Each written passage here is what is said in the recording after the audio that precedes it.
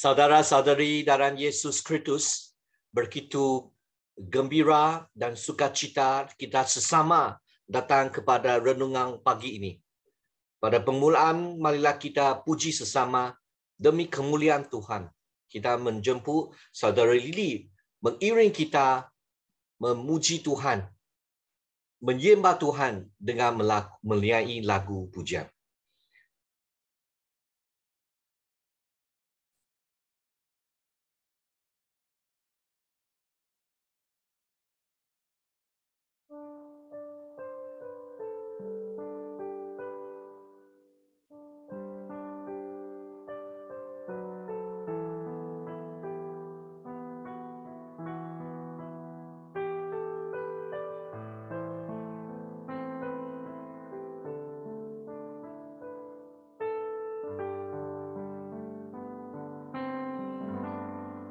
Kuasa-Mu terlebih besar, Tuhan-Ku terlebih besar. Tak pernah terlambat janji-Mu ya Tuhan, menolong hidupku.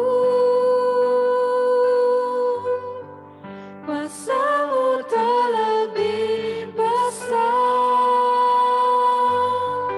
Tuhanku terlebih besar.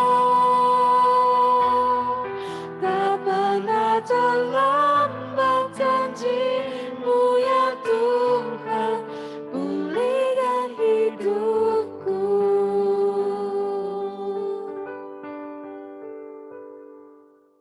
Hanya Kau Tuhan penolongku,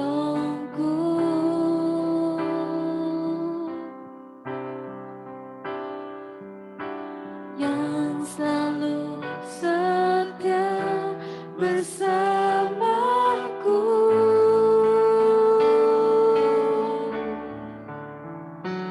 Kasih-Mu yang sanggup mengubah kehidupanku. Sungguh ku berserah, sungguh ku percaya, kuasa-Mu terlebih besar, Tuhan-Ku terlebih besar. Tak pernah terlambat janji-Mu ya Tuhan,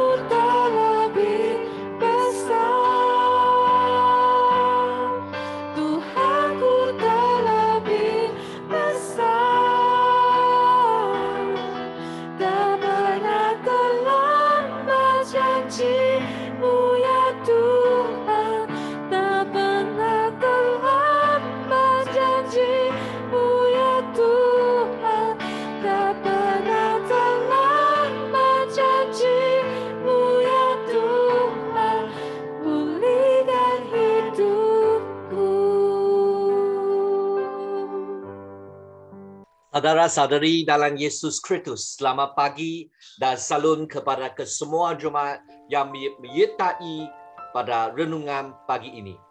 Saudara-saudari dalam Yesus Kristus, sekarang kita dalam zaman wabak.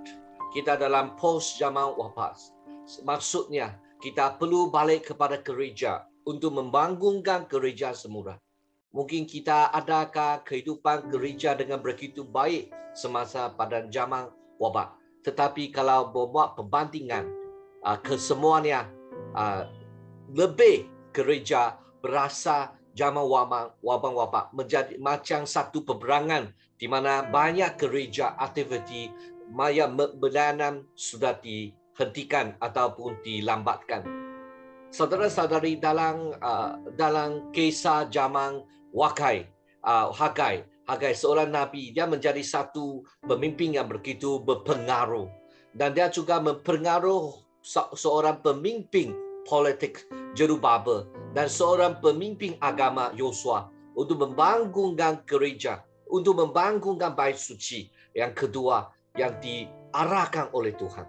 Maka saudara-saudari, di dalam dunia ini kita perlu ada pemimpin yang mempengaruhi, memberi kesan yang baik.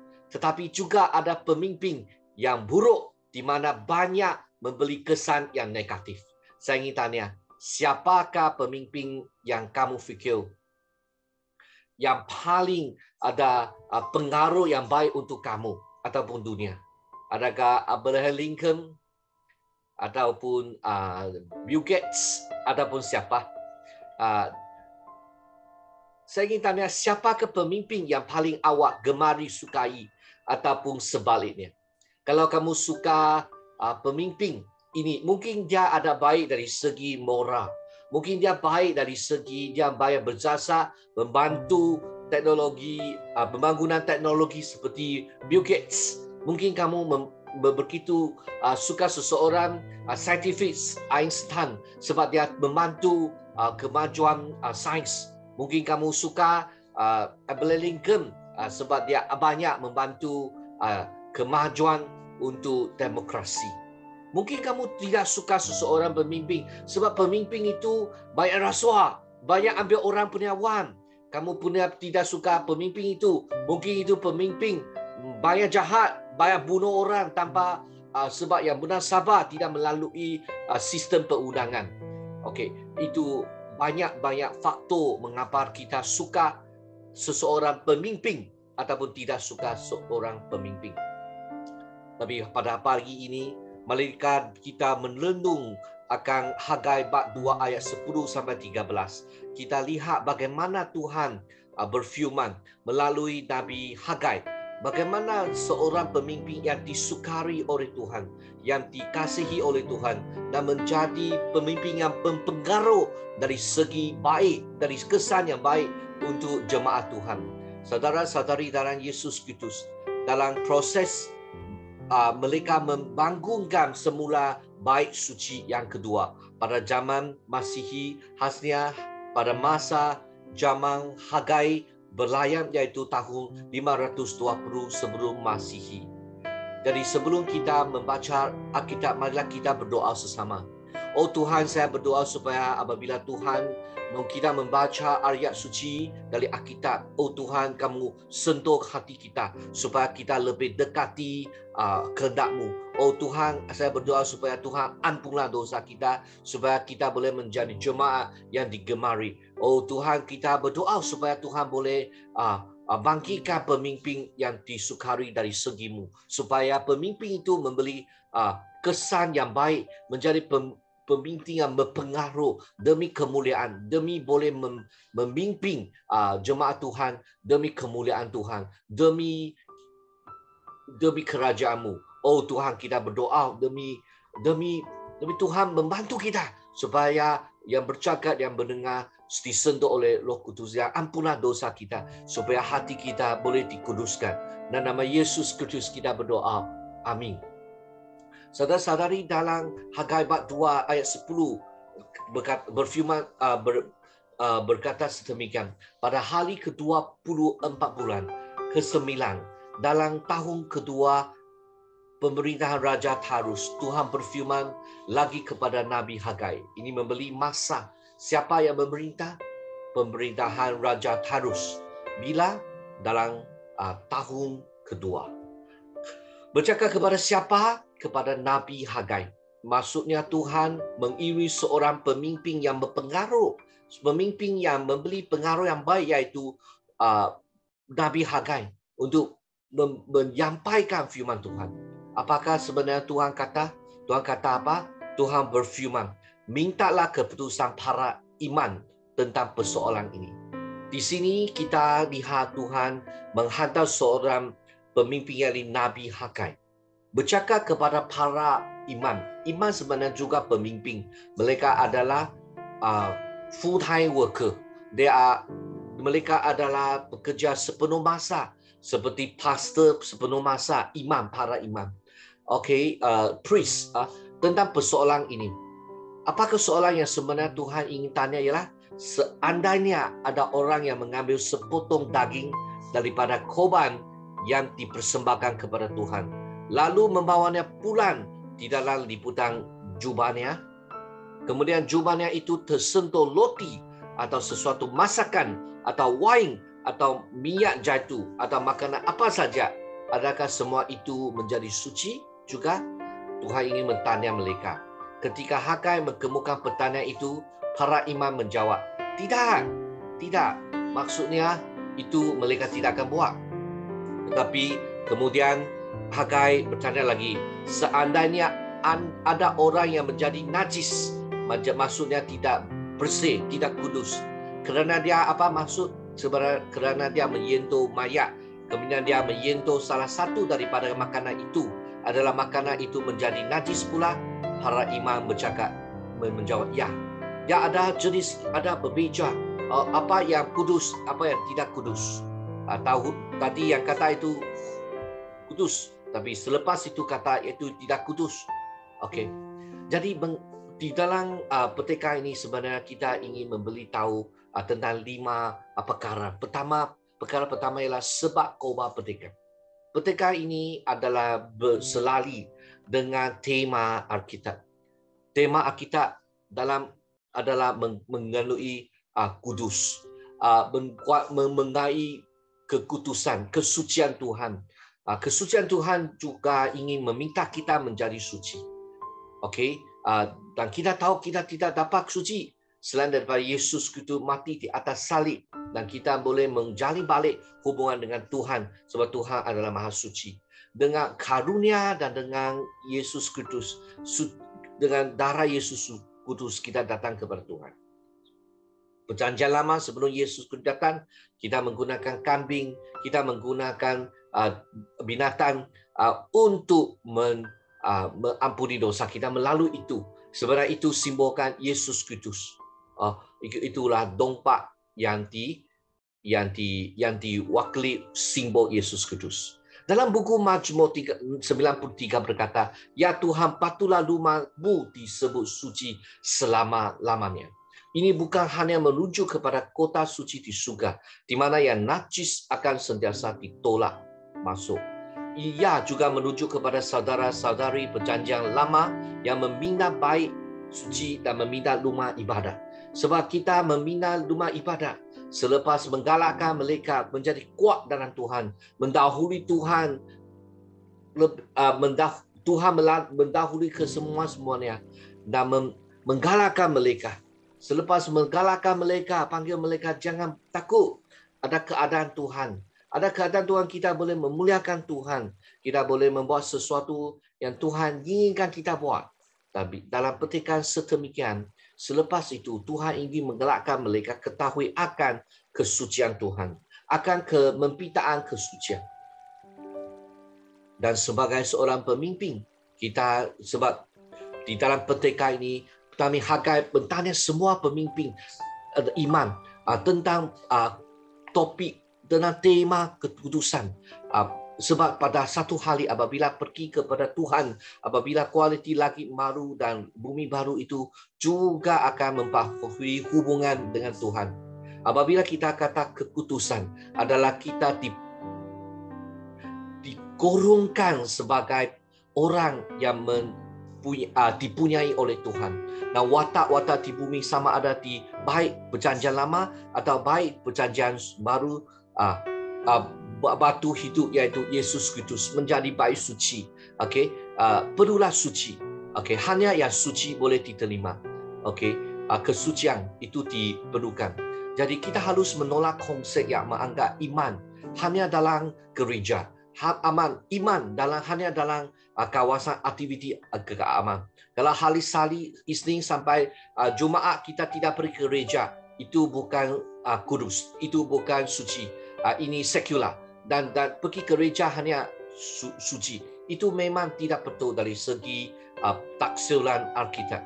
Sebenarnya Tuhan ada limputan di kesemua tempat. Saudara-saudari dalam Yesus Kristus, apabila konsep itu diterima, hasil hanya ialah kedua-dua yang suci dan sekular adalah sama saja. Saudara-saudari, yang penting ada apa? Kerana kita mesti mencerminkan keadilan Tuhan dalam hidup kamu. Bukan hari Sabtu, Ahad kita bekerja baru suci, baru ada Tuhan. Sebenarnya Isnin sampai Jumaat juga penting. Jika masyarakat dan bait suci benar-benar dapat menjahirkan hati, langit dan bumi masa depan mereka mestilah suci. Jadi kita ketahui masyarakat gereja itu mesti menjahirkan kesucian. Itu sebab pada masa yang akan datang di bumi baru dan langit baru itu semua kesucian. Okey, ini petikan pertama.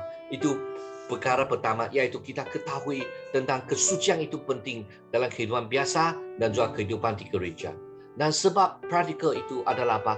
Perkara kedua, iaitu sebab apabila kita kata keputusan itu berasal yang dibincang dalam kebenaran teologi yang sebenar. Apa yang tentang kebenaran Tuhan? Tuhan adalah suci, suci dan suci. Kita diminta untuk mempraktikkan kehidupan yang mengerja kehendak Tuhan, iaitu hidup dengan cara Tuhan. Doa pitan iaitu kata-kata dari Nabi itu telah menunjukkan bahawa dia di mana Tuhan akan menggoncangkan langit dan bumi dan memenuhi bait suci dengan kemuliaan. Untuk menggalakkan mereka yang memerlukan ketabahan untuk memikul ketugasan yang ada. Tetapi kita terdapat satu lagi konda yang perlu dihadapi, iaitu mengabaikan keperluan segera. Sekarang ia adalah salah satu konda, iaitu mengabaikan keperluan segera. Atau fikiran hubungan ini juga diperhatikan, rakyat perlu diingatkan semula. Perlu ingatkan kita ada satu hubungan dengan Tuhan. Hiduplah dengan kesucian yang Tuhan inginkan. Saudara benar-benar memahami keadaan realiti itu, baik yang belum selesai pada hari ini, kemerosotan sosial dan ekonomi, dan pengajaran asas daulat. Hukum Tuhan sudah dilupai lama-lama sudah. Sekarang mesti menjadi tumpuan, mesti menjadi fokus untuk kehidupan jemaat Tuhan. Dan juga melalui refleksi terhadap tindakan sendiri. Saudara-saudari dalam Yesus Kristus, dari ayat 19 dan seterusnya, Tuhan janji akan memberkati ke semua orang untuk akhirnya. Berkat boleh dilihat dengan mudah. Mungkin kemakmuran dari segi material, sosial, ekonomi. Tidak salah. Tapi apa yang lebih penting, faktor akhiran. Ini perkara ketiga. Apa? Tetapi melakai bab 3 ayat 8 ke 9 memberitahu bahawa dalam kira-kira 50 tahun mereka sudah kemelesatan ekonomi secara umum, iaitu Melaka itu melayar selepas Zakaria dan juga Nabi Hagai. Nabi memberitahu mereka itu kerana orang ramai tidak lagi membeli. Tetapi dalam perenggan seterusnya kita melihat bahawa perkataan yang diberkati itu menunjukkan kepada akhir zaman. Oleh itu perkataan ini bukan untuk kedudukan yang salah, tetapi telah menjadi persimpangan yang penting, di mana ucapan Nabi tentang perkara akhir zaman dipertanggang. Sekarang kita juga dalam zaman persimpangan. Selepas wabak 19, dalam proses itu lepasan zaman wabak, kita perlu balik kepada Tuhan, mendengar firman Tuhan, biar firman Tuhan, daulat Tuhan menjadi fokus dalam jiwa kita. Adakah kita sudah lupa akan Tuhan? Sudah lupa akan kesucian jiwa? Pautan duputan jerubapa yang meletakkan Nabi itu dalam menghadapi perkara eskatologi pautan ke dubuan jurubapa. Maksudnya Nabi memberitahu akan pemimpin jurubapa dan memberitahu mereka bagaimana kita boleh hidup dengan kehendak Tuhan. Faktor akhiran itu adalah untuk menghubungkan masa kini dan masa hadapan. Oleh itu dalam malam berduaan sekali lagi dipandu oleh masa yang tepat dalam kalender tahunan kita, sepatutnya 18 Disember, iaitu musim hujan, musim luru, iaitu musim sejuk menanam 10 minit, mengingatkan orang ramai untuk bergantung sepenuhnya kepada Pencipta. 5 mata dalam peringat ini membaloi dengan pemikiran kita. Saudara-saudari dalam Yesus Kristus, perkara keempat, di dalam situasi yang begitu sukar itu yang diterangkan tadi, dan tanggungjawab iman adalah apa? Pada hari ke-24 bulan ke-9 dalam tahun kedua pemerintahan Raja Tarus, Tuhan berfirman lagi kepada Nabi Hagai. Tuhan berfirman, mintalah keputusan bara iman tentang persoalan ini. Tuhan ingin tanya mereka dengan jelas, menunjukkan kejiwaan mereka untuk meminta para iman bertanyakan hukum. Iman tidak pernah hanya diberi fungsi sebagai ketua upacara. Mereka juga harus mengajar orang-orang Taurat. Saudara-saudari, malaikat menyalahkan kedua-dua kekurangan dan ketinggalan. Mereka tidak menjaga keupacara dan juga tidak menjaga mengajar Taurat. Saudara-saudari dalam Yesus Kristus, maka Imamat 10 ayat ke-11 bercakap tentang jawatan Harun dan keturunannya, ialah mereka adalah pengasas untuk sistem iman. Adakah supaya kamu boleh mengajar mereka semua ketetapan yang telah diberikan Tuhan kepada orang Israel melalui Musa. Jadi Ulangan 17 ayat 9 sampai 12 diperolehi bahawa para imam bukan saja untuk mengajar wahyu ini kepada orang ramai, lebih kepada hakim. Saudara-saudari, terutama masalah yang berkaitan dengan daulat malah telah dibicarakan, terutamanya kebangkitan para nabi, bahwa kerana keimamatan gagal dalam pengajaran firman Tuhan yang akan menjadi tidak cepat, dia akan menjadi sesuatu yang tidak baik untuk jemaat Tuhan. Tanggungjawab iman, terutama masalah yang berkaitan dengan Taurat, malah telah didepakan. Jadi Tuhan membangkitkan para nabi, beritahu kepada mereka ajaran firman Tuhan oleh iman ada surat gagah, tidak menjadi cekap. Saudara-saudari, Hagai dan negara mungkin mendapat mesej mereka daripada Tuhan untuk mengembalikan publishment pada masa itu. Tidak dapat memenuhi tugas mereka untuk mengajar orang ramai. Jadi faktor yang kelima, faktor yang terakhir untuk renungan pagi ini adalah Hagai tidak pernah menggunakan kaedah penyelesaian masalah seperti Malakai untuk menyampaikan teknik pengajaran. Tetapi Hagai, dia mengajar apa? Nagis kudus mungkin merupakan persembahan penghapus dosa, dan sebagian daripada daging itu kembali kepada iman. Oleh itu mereka sering membawa daging kudus dalam pakaian mereka.